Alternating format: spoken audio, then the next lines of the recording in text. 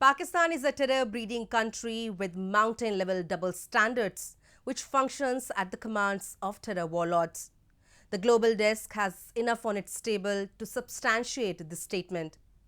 Adding a point to its diary of terror data, a latest incident in Pakistan has drawn eyeballs from all across the world. The incident that showcases Hafiz Saeed's supreme powers in Islamabad affairs exposes Pakistan's dubious techniques of treating terror leaders who, although have been launched behind bars, but are exercising complete control over all the state machineries, including the judiciary. A report. A Pakistani court acquitted all three police officials accused of killing an ATM thief in police custody after UN-designated terrorist Hafiz Saeed played the role of an arbitrator in it. This is one among those various incidents that display Hafiz Saeed's tall stature in the functioning of state machineries of Pakistan. Saeed, who has been in the high-security Kot Lakhpat jail, has been playing an active role in state-related issues. Pakistan is sponsoring its terrorism.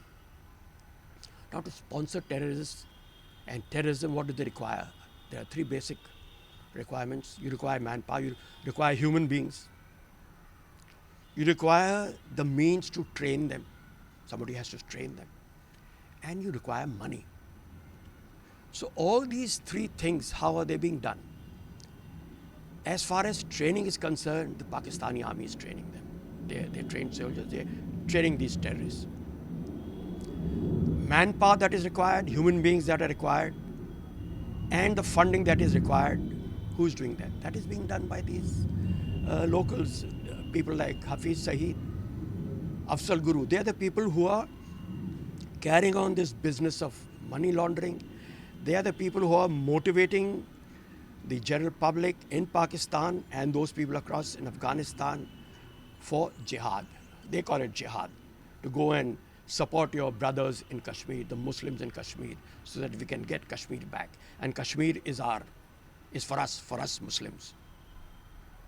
The Pakistani army also feels that what else is left to fight India? What else can they fight for? They also have to survive. So for them, Kashmir is an important issue, to keep Kashmir burning, to keep it on the boil.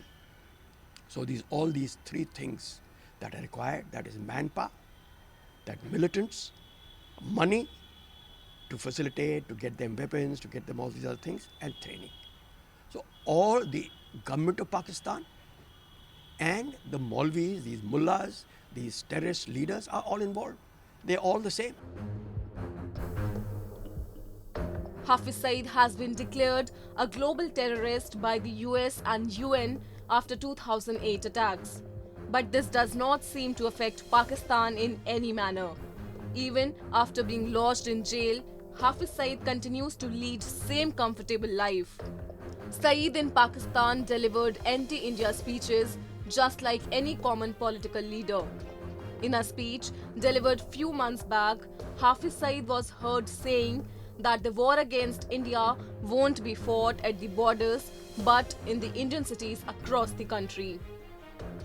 In spite of issuing direct threats to India, there was no coercive action taken against Saeed after this speech or any other speeches delivered before.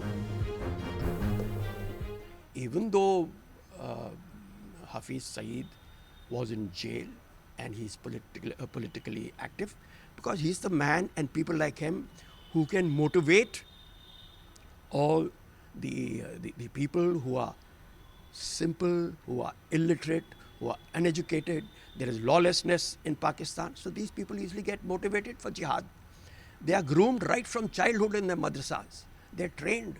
They're told that, भाई राज हम नहीं करना है, मुसलमानों ने ही करना है कश्मीर में. Also, Hafiz Saeed enjoys the designation of a columnist too in Pakistan, as he has previously contributed his articles in mainstream newspapers of Pakistan. Pakistani terrorism has become a global truth. It is known all over the world that Pakistan not only provides resources and funds to terrorism, but also trains and shelters some of the world's most dreaded terrorists.